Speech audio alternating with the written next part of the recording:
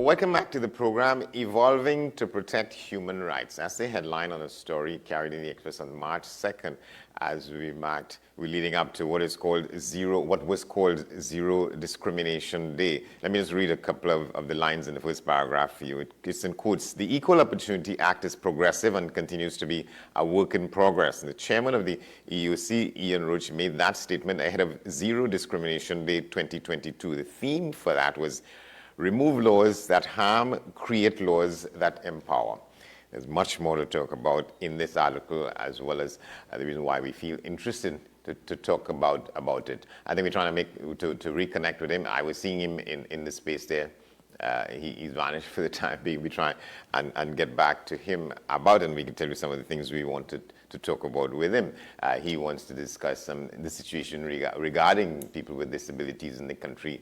There was a time when I was supposed to emphasize the fact about people's different abilities. We were encouraged to say that people are differently able as opposed to they're disabled. So we're seeing him. He's back in view now.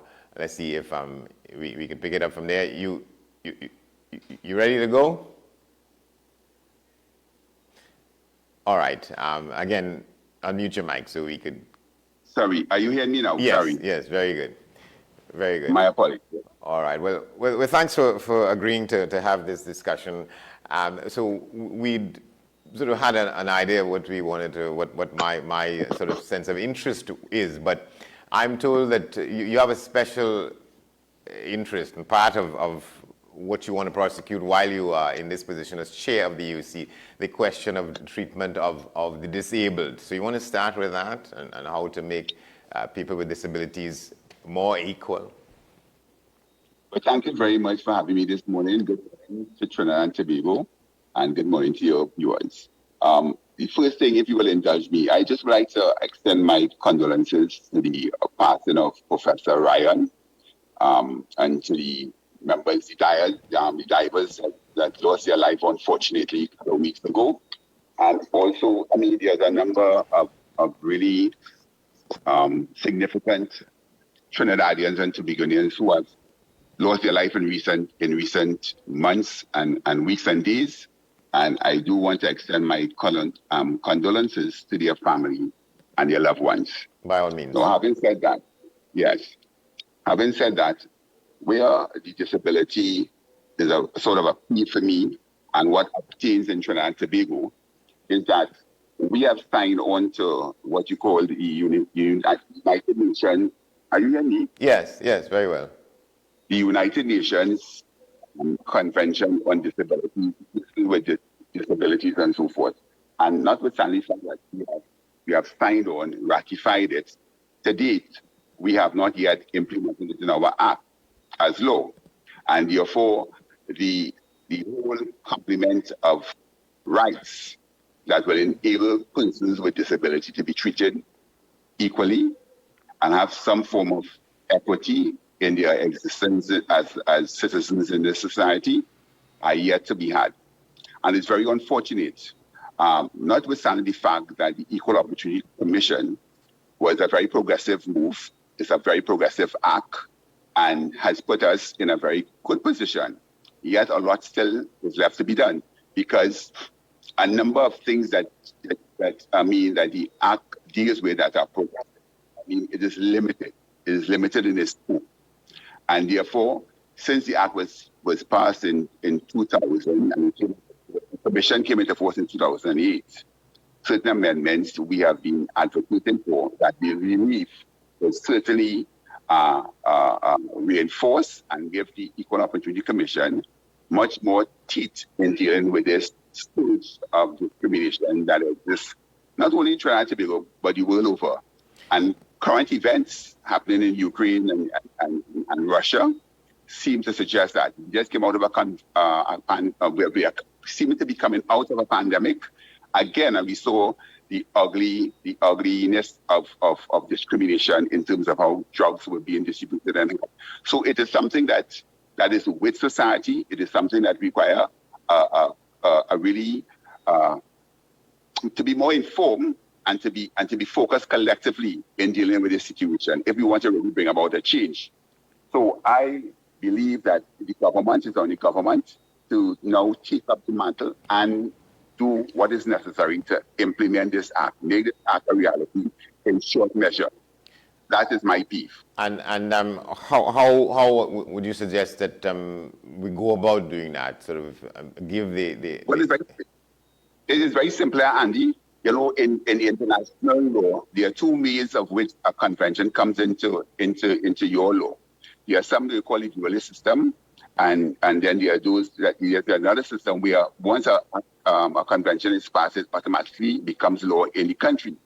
Those countries provide for that in their constitution, most of them. We are not like that. We will ratify, we will sign and ratify, but we have to now pass the legislation to make it part of our domestic law. And we have not done that. So all is required of government to do to get that is to go about and lay a bill in Parliament, debate it, and pass it. And what is good about this act is so comprehensive, like many other laws that we adopt from other countries. This is one that can easily be fashioned with limited adjustment to suit the needs of CRPD in meeting the requirements of the countries that have signed on to. You know, so it is no big situation, no big thing to have it done. What needs to be done is just very simple: get the bill, lay the bill in Parliament, and have it done. You have the department that deals with legislative drafting. I know the Attorney General's office is very busy. They have a lot of laws and acts and so that they need to respond to society needs. But this is very, very important because as a differently able person trying to navigate in Trinidad physically or even to obtain jobs, right? So we're going to do normal things that you will take for granted. We need to have a second thought about doing. That is not the case with persons with disabilities in any form or fashion. And it is unfortunate that we remain as a community invisible. So notwithstanding that I am advocating that the act be passed in short measure, what needs to be done in Trinidad and Tobago to bring about a change? You can pass as much laws as you want in this country. If people's hearts and minds are not changed, we will still be in the situation where, law can do so much, but people have to understand. And I think the only way they can understand is with good information, with information that is readily available, information that is constant and is clear, that people could associate and really, really come to understand what it is that people with disabilities are seeking. They are not seeking to be treated with any special glove. They are just seeking equity, right? To be treated equally in order to get opportunities that exist in the society for anybody else. Opportunities that existed for me that I benefited of before I was paralyzed in terms of education. No. It is something still woefully lacking in our society for persons who are disabled, be it blind or whatever it is, be it physically challenged. It is a difficulty, and this is something we have to bring the people to understand that we need to change how we look at this situation called disability. People focus too much on the negative. They focus too much on the disability as opposed to the ability. And people with disabilities are very talented and have much to offer society, and society can benefit from them. When you leave that sector of community out of the opportunities that lie for other persons, we are robbing ourselves of good contributions that can be made. All right. So give us an example. Give us an example of how, in the absence of the appropriate legislation, people with disabilities still continue to be discriminated against. Okay. For instance, persons trying to get into job. If you look at our parliament in existence since 1960, our independence and so forth. Yeah. How many people with disabilities who are either trained, equipped, educated, compost have whatever skills, that other persons who are not disabled possess, and yet still we do not see that representation in the Chamber of Parliament. When I was here, I was still the lone wolf, the lone person, the lone voice making that type of commentary. You have for instance, people may apply for a job that I was told recently by another person, by another individual who was seeking some sort of solace. That's what I'm saying. And they applied for the job, they were interviewed, everything went well. And from the time they said, listen, I think I must make it known to you that I'm also disabled. That was the end of it. They said, oh, we are sorry, but we cannot accommodate you. In that split second, just because of the mention of disability, right? So you sometimes you want to access an interview. I don't know, even in your station, if I were to come there physically, would I be able, without checking in advance, to be able to enter your building? Would I be able to facilitate that easily? Would a blind person come in there be able to access your building and navigate and be able to interview? You know, and we take this for granted, but that is so commonplace in Trinidad and Tobago, right? That people that are disabled function at a significant disadvantage. Let's just say, for instance, you want to go to the supermarket. You have parking lots that are identified and reserved for persons with disability. Yet still, you will see many instances of persons parking there, able-bodied people get out without a thought and go their way. And should you be minded enough to draw it to your attention, 9 out of 10 times it will be met with abuse rather than empathy and regret and apology. And they will go their way. So laws will help to change that, you know. But I think most importantly, we have to be able to try and get the information where you can make people that are differently able more visible. And the fact is that they are all part of the human race, they are all part of their community, and you need to focus on their abilities and not their disabilities. Right. And along with that, side by side with that, you say in this piece in the Express, I acknowledge that there are laws outside of the Act that are discriminatory and should be amended. Can you give an example or two? Well, yes. We have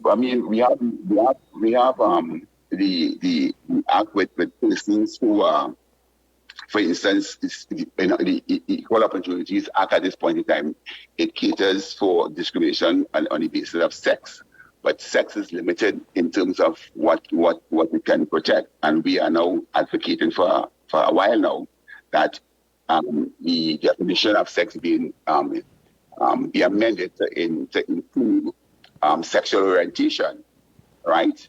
You have the Industrial Relations Act, and I was speaking to one of my former colleagues, and a friend, a stalwart in the advocate of disability, Kenneth Surratt from the Blind Welfare Association. He's an executive officer, and he was speaking that he has been writing to unions to assist to get them to have an agenda for government to amend the Industrial Relations Act when it comes to collective bargaining, that you include in the collective bargaining process or clauses that there must be arrangements, must be some measure put in place to deal with persons who may be able-bodied at the time, but when they become disabled through an accident on the job, that there's a means and ways of dealing with it, and that person is not sidelined and medically declared unfit to continue to work it. When many times they can continue in a different area, right? So that is something that is significant. Also, I think in the Copyright Act or the Data Act, I'm not sure which one it is, that where arrangements can be made to include for persons who are blind that they can be that any print of government, any printing must be in a form that somebody who is visually impaired may be able to read, right, and participate in whatever information is being published, is being circulated. That is a challenge, right? So you have the UN Standard Act that certainly can be amended to make it mandatory that any construction of any building for public access must accommodate a differently able person. It must be structured in such a way that persons with disability can have access. That is something that is very much lacking in Trinidad and Tobago.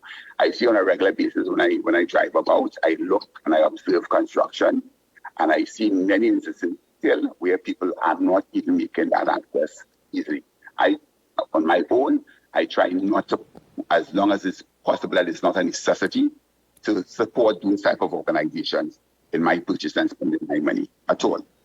You see? So there are a number of things, and what you need to do, what the government needs to do is to consult with organizations and persons who are differently able in trying to meet the needs, what are necessary, to be able to pass the necessary laws that will enable them to function in society. So it's your view that, let's take buildings then. If a building is not compliant with some of those things, then it should not be declared open, it should not be occupied, it should not be a place that people are required to go to for services of one kind or another. No, absolutely.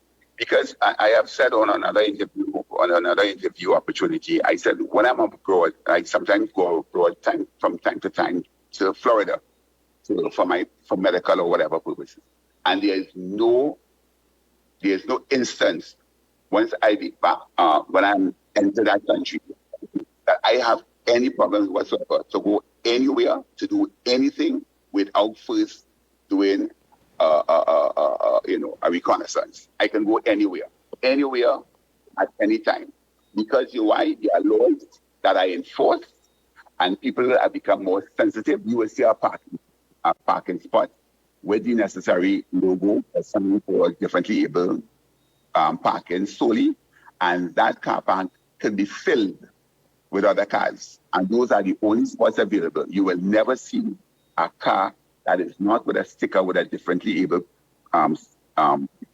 sticker on it when parked there, because if they do that, the car either will be disabled, will be wrecked, and they certainly will get a stiff fine. That is enforced.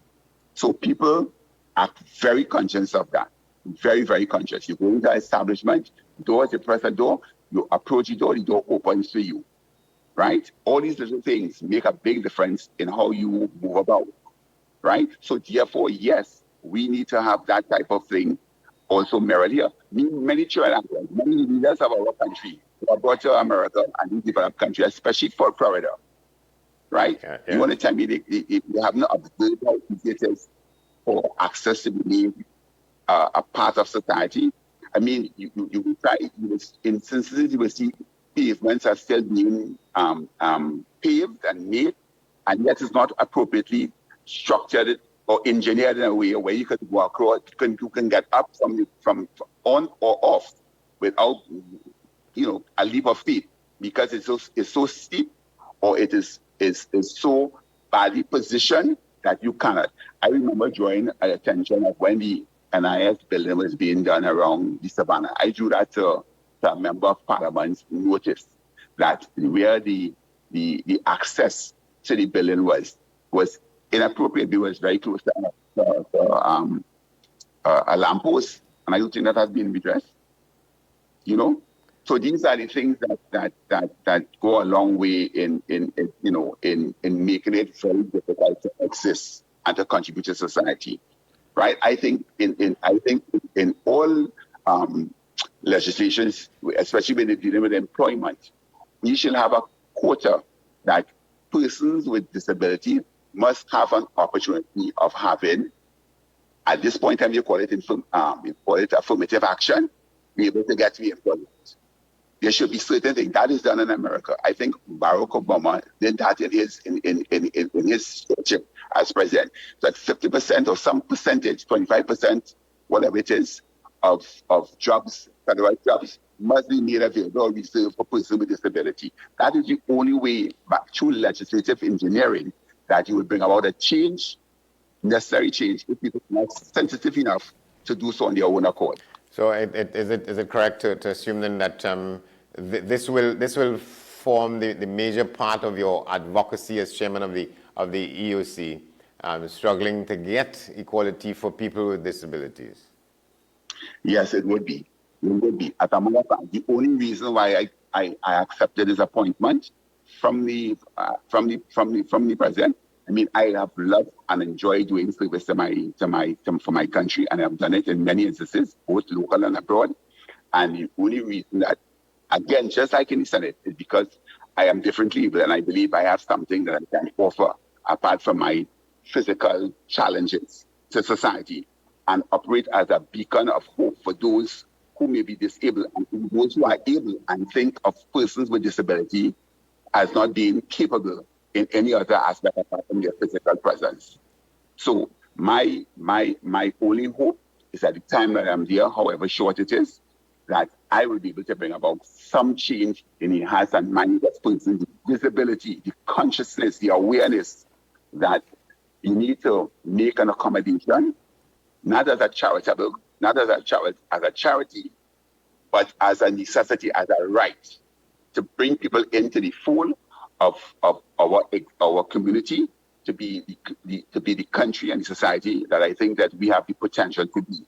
One that recognizes equality, one that recognizes and embrace differences. We embrace it through. I mean, we have so many positives to look to be able to use as an example. Look at our religion. I mean, we're in the world so easily. Any creed, any race, any child could go into any school, be it Muslim, Hindu, Presbyterian, Anglican, Catholic, in any other school, and you are accepted, right? You are accepted because you know why? The emphasis is not on your religious difference. What they see is a student, they see a child, right? The way we participate in Carnival, the way we participate in Pagua, the way we participate in Husti, in all these different cultural expressions of Trinidadianness from our heritage are accepted by all, right? Yeah. So therefore, that is what we need to do, to see the different people in that regard, bring them into the fold. All right, thank you very much. So we're going to have to leave it there. Ian Roach, coming in chairman of the Equal Opportunity Commission. Thank you very much. Thank you very much, Andy, for having me. And before I go, I would like you to probably invite another differently able person, certainly from the Bank Institute. Kenneth Stewart has been very, very progressive and active in that regard. He has a longer history than me.